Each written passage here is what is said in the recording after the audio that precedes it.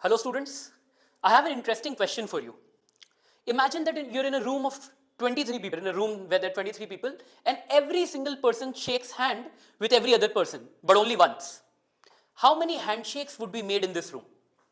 Do you get the question?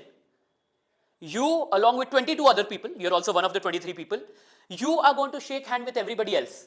And everybody else is also going to shake hands with everybody else, right? So how many handshakes would be made in total? This is the question. I want you to think about this and give me an answer. Now, this question in itself is pretty interesting. And there's two reasons I'm raising this question. One, of course, because it will help us solve an interesting problem and probably in the way we are going to learn how to become more efficient with problem solving. But secondly, and more importantly, using this question, I want to show to you that branches in math, especially algebra and geometry, how they're always connected with each other, okay, which we often fail to realize since we study algebra and geometry separately and think about them separately, right? Okay, so this is the room with all the 23 people, Mr. A, Mr. B, Mr. C, all the way till Mr. W, all the 23 people are there in the room. We are trying to count that if everybody shakes hand with everybody else, how many handshakes would be made in the room. Now, you can put yourself in the shoes of any one person. Suppose you are Mr. H. Suppose you are Mr. H, right? How many handshakes would Mr. H make? So Mr. H is going to shake hands with Mr. N. Mr. H will shake hands with Mr. D, Mr. E, Mr. O. Mr. H is going to shake hands with everybody else. Of course, he's not going to shake hands with himself. He's going to shake hands with the rest of the people in the room. So, except for him, how many people are there in the room? 22 people in the room. So, Mr. H is going to make 22 handshakes, right? With everybody else in the room. The same can be said for Mr. K.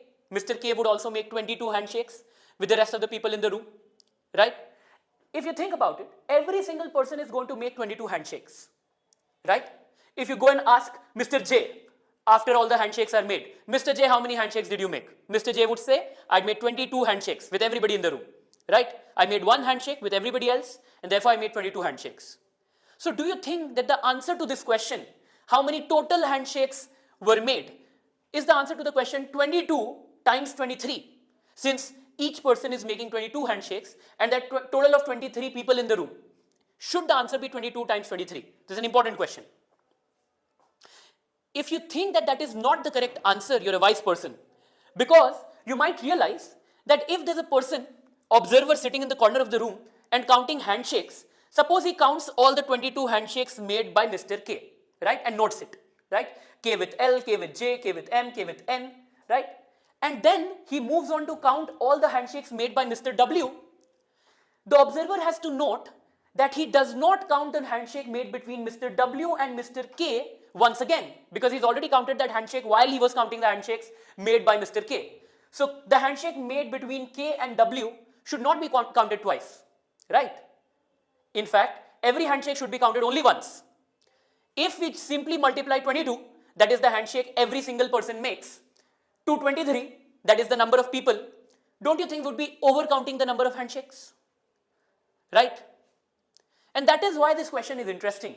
Although, if you can manage to think how much are you overcounting, you'll pretty easily get to know what the correct answer to this question is going to be. However, as I told you, my point of asking this question is not really to just get the answer to this question in particular, but to try to develop the sense of the connectedness between algebra and geometry in the world of maths. Okay? And therefore, in order to solve this seemingly algebraic question, I'd like you to take you to a unrelated problem, a seemingly unrelated problem, which is one of shapes, right? More particularly, we are going to talk about the counting of diagonals in shapes. You know what a diagonal is, right? How many diagonals do these shapes have? Triangle does not have any diagonal. How many diagonals does a quadrilateral have? Quite clearly, a quadrilateral has 2 diagonals, right? Moving on to a pentagon, maybe now you'll need to think, and you can obviously pick a pen and paper and count the number of diagonals in a pentagon. How many diagonals does a pentagon have? If you got 5, you've counted right. I wonder how you're counting actually, but even if you're drawing and counting up till the point where the shape is a pentagon, it's still fine because it doesn't take much time, right? Let me also draw and count. Beautiful looking star. Now, clearly you can count and see there are 5 diagonals in a pentagon, right? Let's move on to a, what do you call this? Hexagon, right? How many diagonals are there in a hexagon? you'd be tempted to still draw out the diagonals and count, right? And you can do that and tell me the answer. I can't hear it though, it's a video. But still, if you counted 9 diagonals, that the hexagon has 9 diagonals, you're right. See, you might realize, especially if you got an incorrect answer, that drawing and counting is not a very reliable way. I mean, if you're very, very careful about it and you have all the time in the world, then you will always get to the correct answer by drawing and counting. But obviously, if the number of vertices increase, what if the shape was a decagon or a 53-sided shape? Then you would not want to count the diagonals by drawing, right? So let's become efficient in our counting. We're still trying to count diagonals, don't forget, okay? If we stand on, let's name the vertices again. Now, standing on vertex A, how many diagonals do you think are going to emerge out of vertex A? How many diagonals? Let's count. A to E, A to D, and A to C, correct? Similarly, if you count the number of diagonals coming out of vertex B, B to E, B to D, B to F, right? So 3 diagonals came out of A, 3 diagonals came out of B. How many diagonals would come out of C? Well, C to E, C to A is already drawn, C to F. If you count the number of diagonals coming out of C, there are still 3. There are 3 diagonals coming out of C. If I draw the diagonals coming out of D, there's still 3 diagonals coming out of D. If you take any vertex, there'll be 3 diagonals coming out of any vertex you pick, right? Does that mean that the answer to this question is 3 times 6? Because there's 3 diagonals coming out of each vertex and there are 6 vertices in total. Does it mean that the answer should become 3 times 6, which is 18? No. Why? Because if you simply multiply 3 with 6, you'd be overcounting the diagonals. You might have realized this, right? If you're saying that AC is one of the diagonals coming out of A, right? And then again, you're counting 3 diagonals coming out of C, you'd be counting AC twice. Once as one of the 3 diagonals coming out of A, and then again as one of the diagonals coming out of C, right? If you can actually see that's true for any diagonal you pick. Consider the diagonal FC. When you multiply 3 times 6 and get 18, the diagonal FC, F to C, would be counted twice. Once as one of the 3 diagonals coming out of C, and then again as one of the 3 diagonals coming out of F. So, if you're simply multiplying 3 with 6, do you realize that you're overcounting the diagonals? And not only overcounting, more specifically speaking, you're double counting the diagonals. Each diagonal gets counted twice, right? Once as the diagonal coming out of one vertex, and then the same diagonal is counted again twice, once coming out of the opposite vertex or the other vertex, right? So what should be the correct answer? It should not be 3 times 6, but rather your answer should be deflated by dividing the answer with 2, like 3 times 6 divided by 2, right? 3 times 6 is 18, divided by 2 is 9, which is actually the correct answer to the question. That a hexagon has 9 diagonals. Do you get the idea? I'll recap the idea once again. So first, we should figure out how many diagonals are coming out of each vertex, which is quite easy for a hexagon at least, because when you're standing on A, you could not be going to F, or you could not be going to B, but you could be going to the rest of the non-adjacent vertices. So AE, AD, AC, that's 3 vertices. So 3 vertices coming out of each vertex. There's 6 vertices in total. So you'd think that the answer is 3 times 6, but it's not, because you're double counting. So the correct answer is 3 times 6 by 2. Okay? Clear? So let us use this strategy to figure out the number of diagonals for an even larger shape. What if we're trying to figure out the number of diagonals of an octagon? It has 8 sides, of course. You never want to draw and count for this one. Okay? Only if you love wasting time, you'd love to draw and count. But otherwise, you'd like to make use of the strategy that we just realized, right? When you stand on any one vertex, let's name the vertices again. A, B, C, D, E, F, G, H, right? Now, if you're standing on vertex A, you tell me, how many diagonals are going to emerge out of vertex A? Now, you could not be going to B, you could not be going to H, of course, you cannot be going to yourself, you can't be going to A. So, how many vertices remain to go to make a diagonal? You can go to G, F, E, D or C. And notice that the total number of vertices are 8, right? Total number of vertices are 8. When you're standing on A and you're asking yourself how many diagonals, how many vertices can you head towards in order to make a diagonal, you have to, how many options will you have? You'll have 8 minus, this is out of option, that is out of option. The two adjacent vertices will always go out of option, and you yourself, the vertex on which you're standing, will also be out of option, right? So of the total number of vertices, 3 of them will always not be an option to go towards to make a diagonal, right? So if there are 8 vertices in total, 8 minus 3, there are 5 diagonals that are going to be emerging out of A. I can draw them and show it to you. If you're not convinced, you should be. A, D, E, F, and G. Beautiful. These are the 5 diagonals that are emerging out of A. Now if you pick any other diagonal, you can pick diagonal B, or you can pick diagonal, let's say F. Let's pick diagonal F. Sorry, let's pick vertex F. F, B, F, C. Of course, there are going to be 5. F, A, F, H, and F, D. Right? Again, it is very, very clear that there will be 5 diagonals emerging out of any vertex that you pick. So, since there are 5 diagonals emerging out of each vertex, and there are 8 vertices in total, do you think that the correct answer to this question should be simply 5 times 8, which is 40? No, right? Because then you'll be double counting the diagonals. What should be the correct answer? 5 times 8 divided by 2, which is 20, and 20 is indeed the correct answer to this question, right? So recapping our algorithm, what did we do? We first counted how many diagonals are coming out of each vertex, right? And that is 5. In fact, also recall how did we get the 5? The total number of vertices is 8. Whenever you're standing on any one particular vertex, 3 vertices are out of option. The 2 adjacent ones and the one you're standing on cannot be an option for you to go towards to make a diagonal, right? So 8 minus 3, 5 diagonals are going to be emerging out of any vertex you stand on, times the number of vertices, which is 8 in the case of an octagon. Now that's not really the correct answer, that's the double counted answer, so you need to divide by 2. And that will give you the correct answer, which is 20. Loving it? Great. So we have answered the question for an octagon, and we have also developed a strategy to count diagonals without really drawing and counting, right? And the benefit of developing a strategy like this one is that now we can apply this strategy to any shape, having any number of sides. So answer this question, okay? I'll give you some time, think about it, and answer the final very answer I want. Again, I cannot hear it, but I want you to get to the answer at least. What did you get? Let's work it out. Check if you got the correct answer. How many diagonals does a 23-sided shape have? Now, obviously, I'm too lazy to draw a 23-sided shape. It's difficult anyways. So I've just drawn few vertices of the 23-sided shape, right? Skipped most of the vertices, but marked the 22nd and 23rd vertex, right? Now, if you're standing on vertex 1, how many diagonals are going to emerge out of vertex 1? What do you think? So when you're standing on vertex 1, you can't be going to vertex 2 because it will give you a side, not a diagonal. You can't be going to vertex 23, that's another side. These are the adjacent vertices. And you could not be going to vertex 1 yourself, right? So 3 vertices are out of option, out of the 23 vertices. So how many vertices can you go towards to make a diagonal? You can go to 20 vertices, 23 minus 3, right? So you can go to 23 minus 3.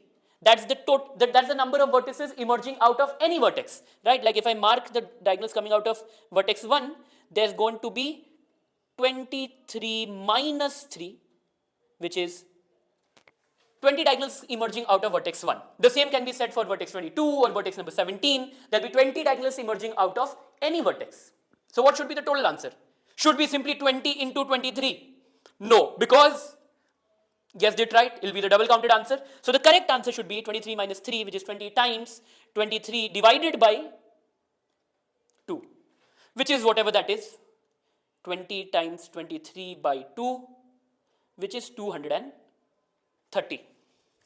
Right? From struggling to count the number of diagonals for a hexagon, now we are counting the number of diagonals in a 23-sided shape, which is 230. You never want to draw and count, right? Now, if you have noticed the wink in the question, you might have started to realize that there's some kind of connection between this particular question and the question that I began with, the handshake problem. Don't forget about that, okay? We have not answered it yet, right?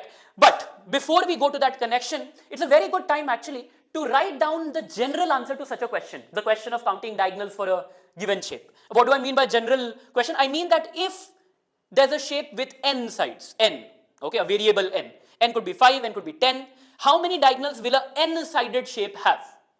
You can answer that question. If you're standing on any one of the vertices of this n-sided, of course if it's an n-sided polygon or n-sided shape, it will have n vertices, right? So you're standing on one of them, you're standing on one of the vertices, how many diagonals are going to be emerging out of this vertex? N minus 3, right?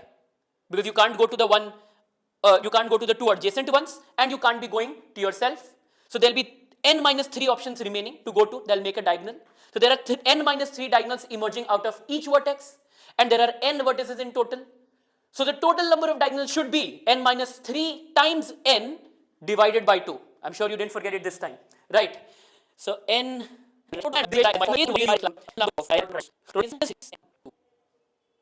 now, there's a bunch of interesting things that I can keep saying about this equation that I've written, right? And start connecting this idea with how the situation is quadratic. I don't want you to get scared. I'll leave that story for another class, right? But I'm going to take you straight to this question now, right? In a room of 23 people, if everyone shakes hands with everybody else, how many handshakes would be made, right? Let's start to now transform this question to a question of shapes, right? First of all, the room was very chaotic. Mr. A, Mr. B, all the way till Mr. W was scattered into the room, right?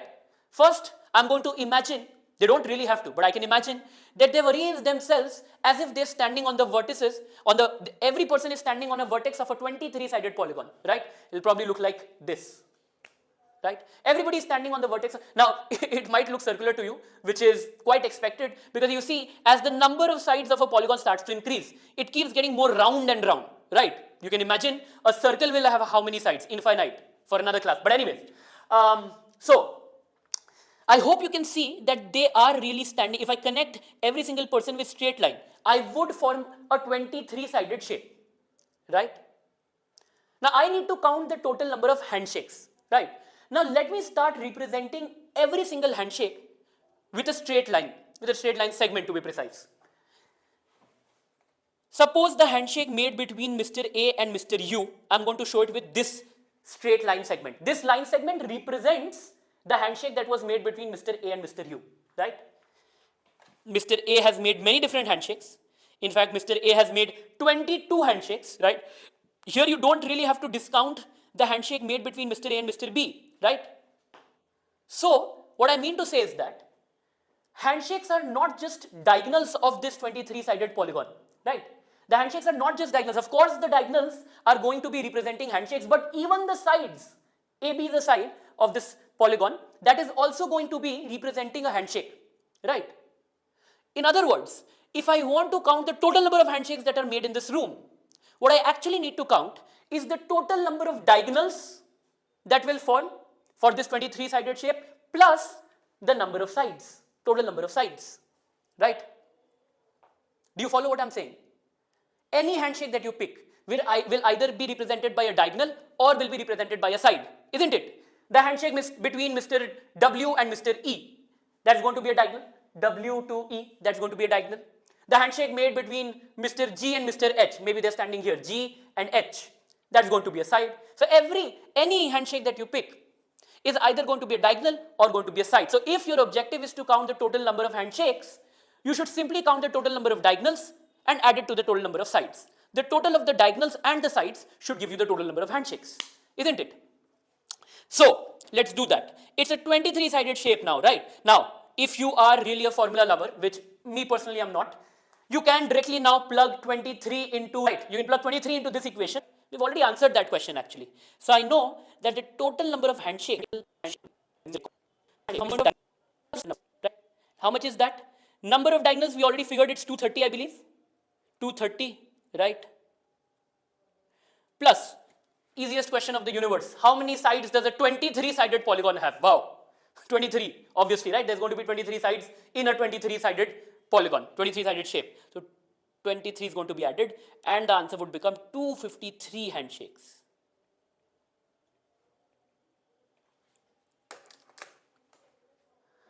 All right. Of course, you could have gotten to this answer in many ways. In fact, I encourage you, tell me your way. Okay, you can connect with me and tell me how exactly did you find your answer. And if this video happens to reach one of those class 11 students, you might have done 23C2, right? But I believe this was also fun, right? And you know, in fact, if you did use 23C2 combinations, I mean permutations and combination, I want you to understand how everything is connected. I would love to make another video to show how you could have done this question without geometry. Simply algebraically. I'm not talking formulas. I'm not talking PNC or any 23C2 formula. There's many other algebraic logic that I could have used to solve the problem, right? In fact, it'll also be shorter. But I've tried to use geometry just to show that to solve a particular mathematical problem, there can be many ways. Also, just to let you know, although we have only solved a question of handshakes, and apparently we've also solved a geometrical question, the point is that we have developed a strategy of efficient counting, right? And we are thinking about it geometrically. It doesn't really seem like a geometric problem at first, but then we turned it into one, right? And this is what we need to understand very importantly about maths. That problems in maths can be solved in many different manners. And if we try to find more and more manners, the more we'll be able to see the connectedness between the different branches of maths. Hope you liked the class, and I'll see you in the next one.